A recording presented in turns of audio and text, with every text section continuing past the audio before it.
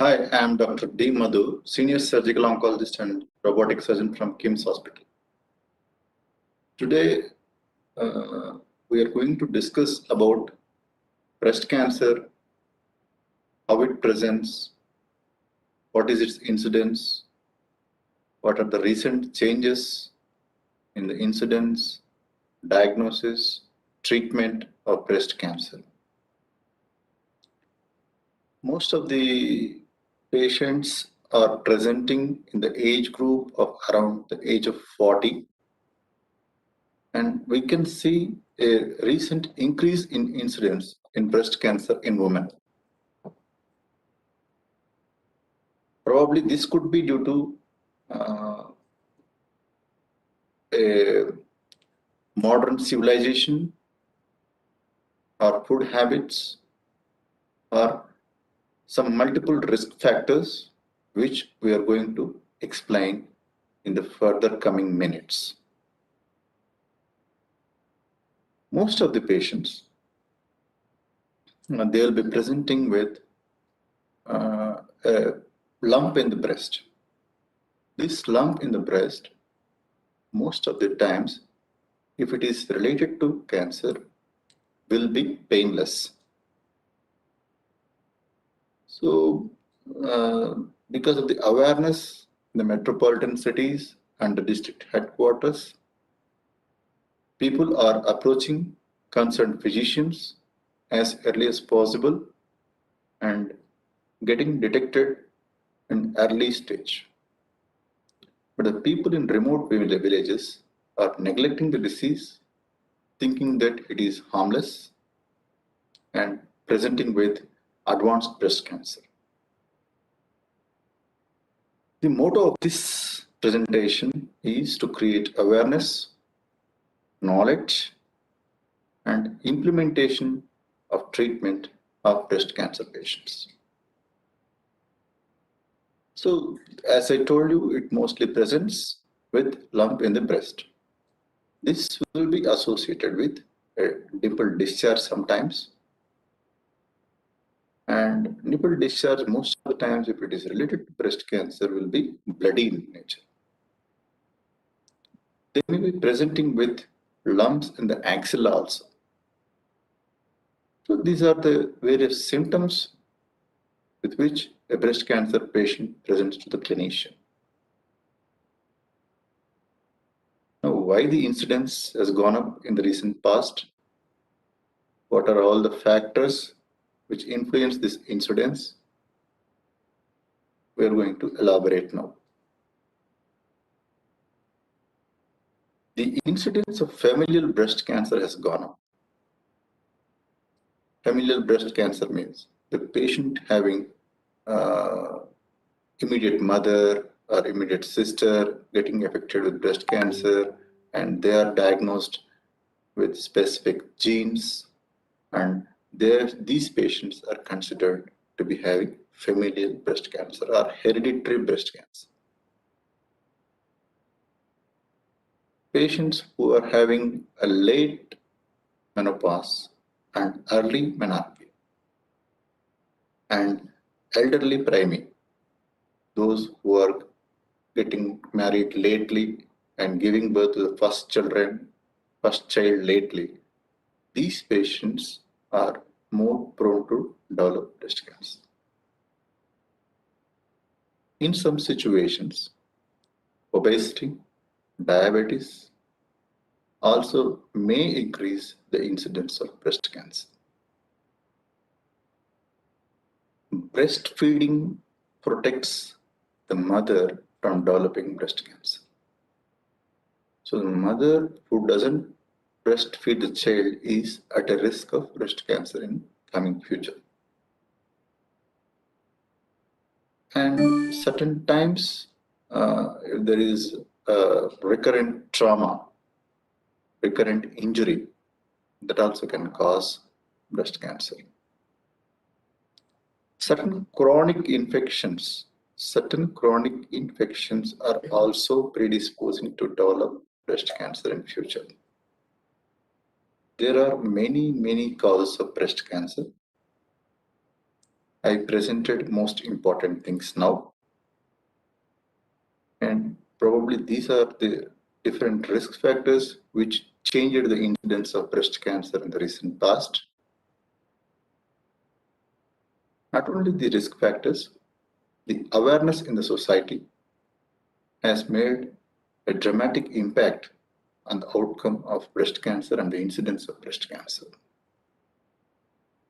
Many people are creating awareness walks, campaigns, camps, all these things. With these, an average educated person in districts and metropolitan cities are completely aware of the disease, and they are presenting as soon as possible and getting diagnosed in the early stages. The only problem is with the people in the remote villages. So this is how the risk factors have been described, the symptoms of breast cancer have been described. Now the patient presents to the clinician, and the clinician first advises two investigations. One is mammogram of the both breasts and mammosonogram or ultrasound both breasts. These two investigations are the preliminary investigations, imaging and scan. In this, there will be a scoring called BIRAT scoring, and based on that, the grading will be given to the lump that is being detected.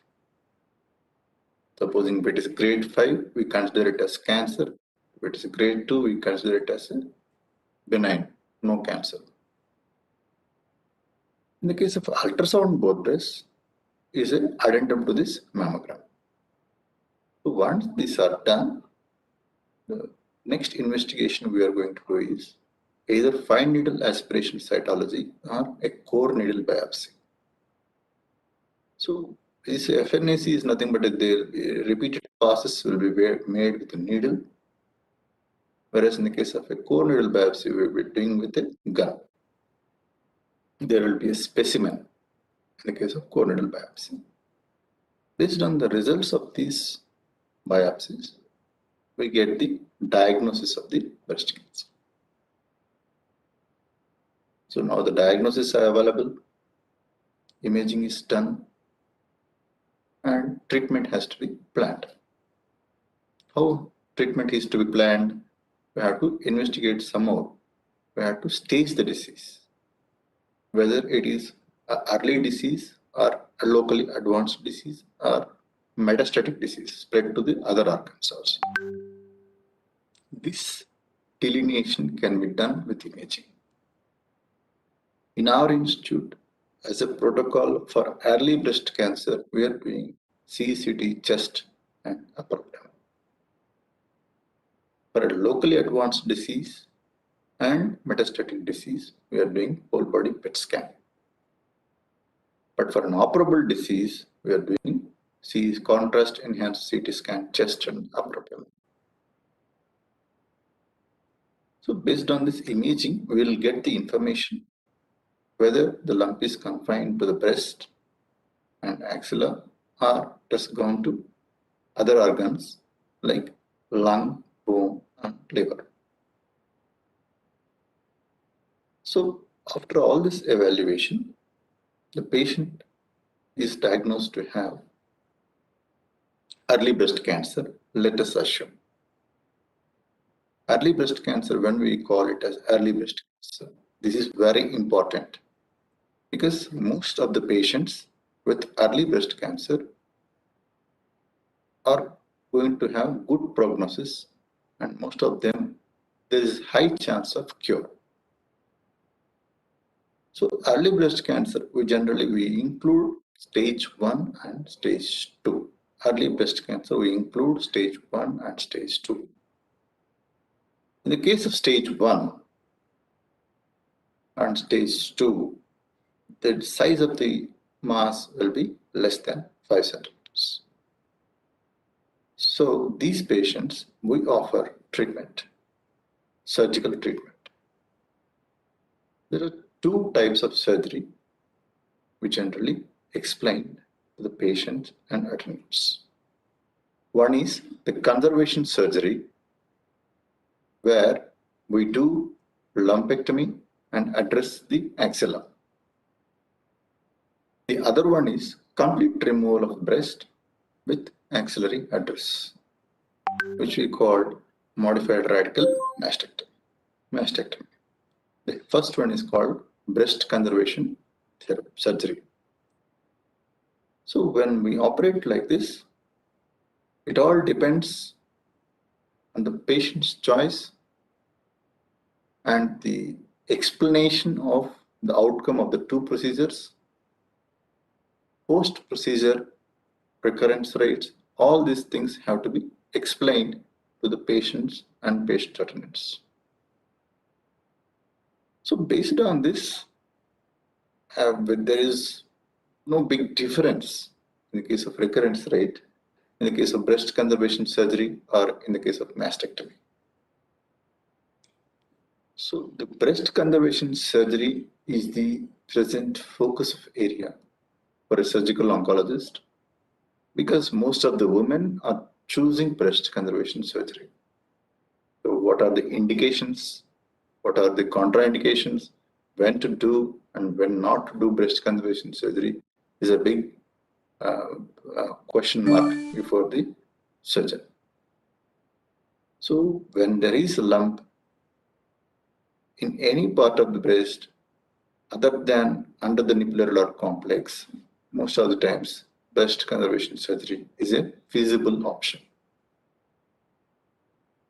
And the clinician has to understand the volume of the lump and the volume of the breast.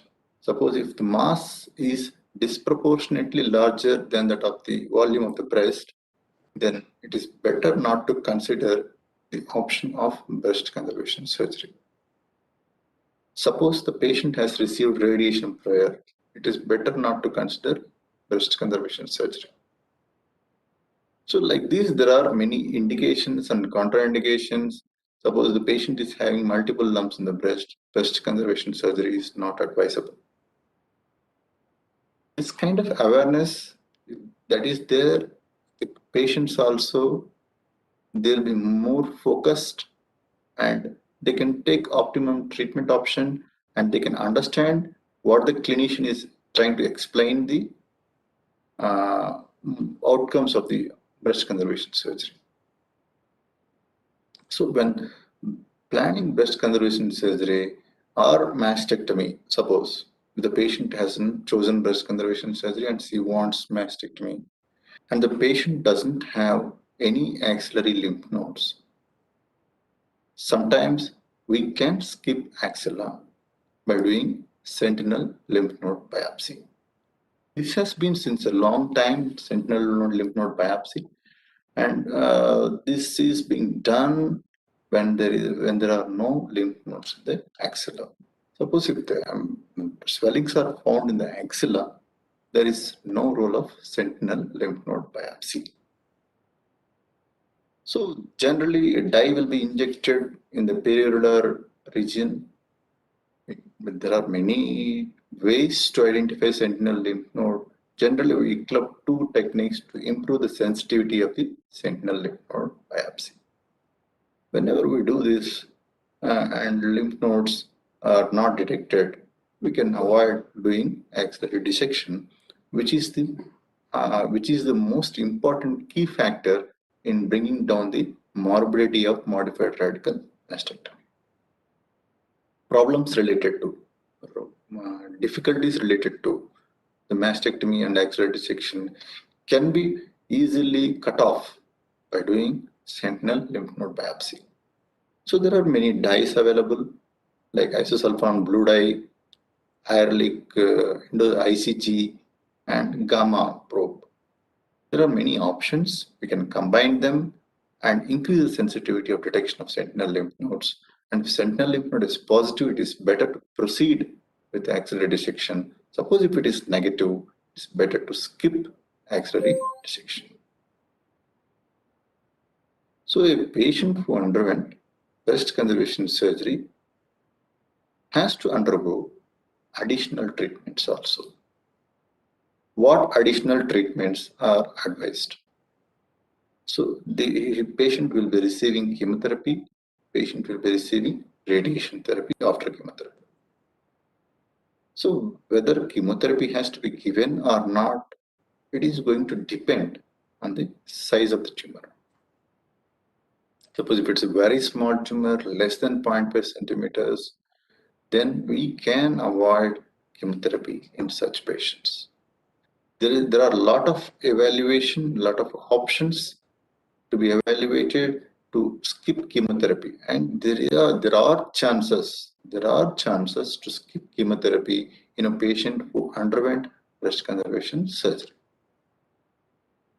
And the same is the issue with the mastectomy. Suppose when the patient is not willing for breast conservation surgery and they want mastectomy only, in such patients we can go ahead with mastectomy. And address of the axilla, again same. If no nodes, you can go for sentinel lymph node biopsy, and if sentinel lymph node biopsy shows a positive node, we address the axilla. If it shows negative node, we can skip the axillary dissection. So these are the two main prime surgical procedures that are being advised for early breast cancer patients. The discussion how to treat, and after surgery what has to be given, chemotherapy and radiation, all the things are being explained. Suppose let us take a patient with a big mass in the breast, more than 5 centimeters. We consider it as a locally advanced breast cancer. Locally advanced breast cancer patients, generally we give chemotherapy initially. The purpose of giving chemotherapy is bringing down the size of the mass to a comfortably lower volume so that we can do appropriate surgery for the patient. Sometimes patients who underwent chemotherapy also can be subjected to breast conservation surgery based on the margins. So breast conservation surgery need not be exclusively for early breast cancer. You can do breast conservation surgery even for a locally advanced breast cancer. So in these patients also, suppose if the nodes disappear, we can do sentinel lymph node biopsy to avoid axilla. So whenever we are planning chemotherapy, in certain patients, we have seen that the mass disappearing completely. In such patients, it is always better to mark it either with ink or with subcutaneous clips in order to identify the mass, where exactly it is located, all these things. And it assists surgically and post-surgery also. Radiation, if it has to be planned, you can plan it accurately if the clips are being applied. So a locally advanced breast cancer, we generally prefer giving chemotherapy first, followed by surgery. Again, the surgical options are between the breast conservation surgery and mastectomy. So the chemotherapy options, there are various drugs available, many regimens available. The most common regimen we generally use is cyclophosphamide, adriamycin, and taxane combination. We'll be giving 4 cycles before the surgery and 4 cycles after the surgery. All are weekly regimens. So based on the chemotherapy response, we address surgical intervention according to the need of the patient in the case of locally advanced breast cancer. And for locally advanced, suppose if we found a big mass in the breast and we did core needle biopsy, it has turned out to be ductal cell carcinoma, and we are not going to do immediate surgery in that patient. Those patients, it is advisable to take a whole body PET scan before proceeding to chemotherapy and give chemotherapy and after some 2 to 3 cycles in a particular regimen, or after 4 cycles in one regimen, we again check the response to chemotherapy and take the patient for surgery by explaining the options that are needed, and we are considering the patient's choice also. It has been proven that the recurrence rate following breast conservation surgery when compared to mastectomy is very, very less over a long period of follow-up. So the patient need not have any kind of anxiety in choosing breast conservation surgery. It has become almost universally acceptable, and people throughout the world are following the indication of breast conservation surgery according to the patient's choices. See, the discussion of early breast cancer, locally advanced breast cancer has been done. Certain situations, the tumor spreads to lungs, bones, and liver. This is called a metastatic breast cancer. In the case of metastatic breast cancer patients, there is no option of surgery. Generally, when the patient presents to the clinician, he will advise a biopsy from the breast lump lesion. And based on the biopsy report, the next step the clinician takes is doing a whole body PET scan to assess the extent of the spread to different organs like lung, liver, and bone. Sometimes it may go to brain also. So now the analysis of the visceral spread has been analyzed. The treatment has to be started. So most of the patients with metastatic breast cancer are subjected to chemotherapy. The chemotherapy drugs are based on the choice by the medical oncologist, what has to be done, and a lot of evaluation needed here. We check the hormonal receptors also. Based on that, we are going to give the chemotherapy regimen. There are 3 hormonal receptors: estrogen receptor, progesterone receptor, and HER2. Suppose based on these 3 receptors, whether they are positive or negative will be analyzed. And suppose if HER2 is positive, one specific drug is there called trastuzumab. Suppose ERP are positive and HER2 negative, they will be giving a routine chemotherapy regimen without trastuzumab. So the response assessment will be done after giving chemotherapy. Suppose the patient is not responding to chemotherapy, the next level immunotherapy or tyrosine kinase inhibitor therapy has to be started. The alternative to chemotherapy in the case of metastatic breast cancer is hormonal therapy. These recent drugs have been developed like palbociclib, cyclin D4 inhibitors. These are useful in giving less morbidity. We can't say exact response assessment to chemotherapy. It can't have the same response as that of chemotherapy, but it is pretty good in treating metastatic breast cancer. Any metastatic breast cancer patient without any symptoms can be given hormonal therapy. Any metastatic breast cancer patient with symptoms, chemotherapy is a better option. So these are various treatment options, various risk factors, how the breast cancer patients present, and how they are going to get treated in a tertiary onco center in any metropolitan city. So there are certain situations where we find a lump in a pre-invasive stage like DCIS, LCIS, compared to having invasive breast cancer. In their situations, based on the size of the lump, again we follow the same guidelines. Most of the times with ductal carcinoma in situ DCIS, we do breast conservation surgery.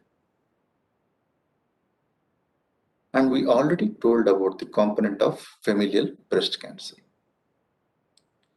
So familial breast cancer patients, generally we advise to undergo ovarian suppression also, suppression treatment. They can undergo bilateral oophorectomy and hysterectomy and bilateral mastectomy for the risk reduction in the case of familial breast cancer patients. It's a prophylactic surgery which is going to bring down the risk of breast cancer in the future for a patient who is BRCA positive, that is familial breast cancer patient. These are all various factors, and one thing we forgot to mention is after chemotherapy treatment. Suppose the patient is having hormonal receptors positive and the age of the patient is premenopausal. These patients we can start on some tablets like tamoxifen. Suppose the patient is postmenopausal woman, the patient can be placed on other drugs or same tamoxifen. Other drugs like aromatase inhibitors. So how much time this hormonal treatment has to be given? For how much time the hormonal treatment has to be given? Now it is been considered as much time the patient takes hormonal treatment, it is going to give more benefits. Now it is previously we used to consider at least a minimum of 10 years. If the patient now takes more than 10 years also, it is going to be useful for the patient. Generally, we divide the 10-year time in the case of a premenopausal woman with tablet tamoxifen for the first period of 5 years and next for the aromatase inhibitors for the next period of 5 years. But in the case of postmenopausal women, we generally consider almost 10 years of aromatase inhibitors. So once we do the surgery, we complete the treatment, the patient will be kept on follow-up. So we generally we advise the patient to come once in 3 months in the first year, and in the second year of follow-up 4 to 6 months, and in the third year of follow-up every 6 months, after that yearly once. Whenever the patient comes to us, we just do basic investigations like ultrasound, chest x-ray. But at the end of the year, after completion of treatment, we get one CT scan or PET-CT to analyze or to find out any missed things. Most of the times, the breast cancer patients do well.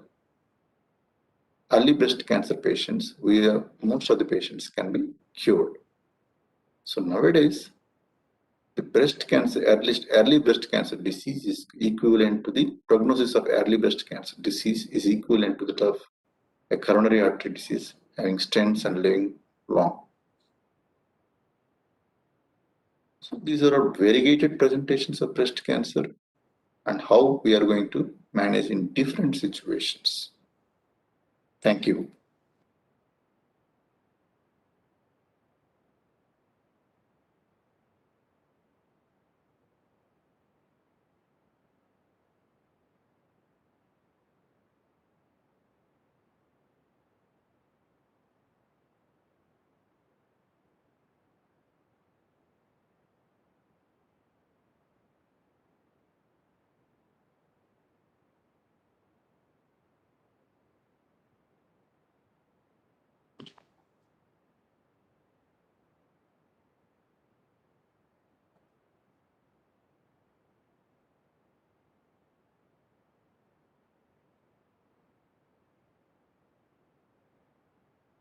Surendra అయిపోయింది, ఎవరన్నా పంపించవా?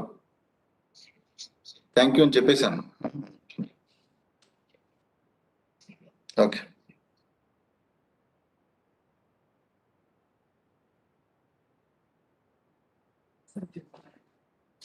Cut అయింది కదా, thank you అని చెప్పా, cut అయింది. ఇక్కడ ఇది అవుతున్నప్పుడు మీరు ఎవరైనా ఒక్కరైనా కూర్చుంటే బెటర్ అమ్మా. డిస్టర్బెన్స్ కాదు, మీకు అర్థం కావట్లేదు. ఒక్కడే నాతో నేను మాట్లాడుతూ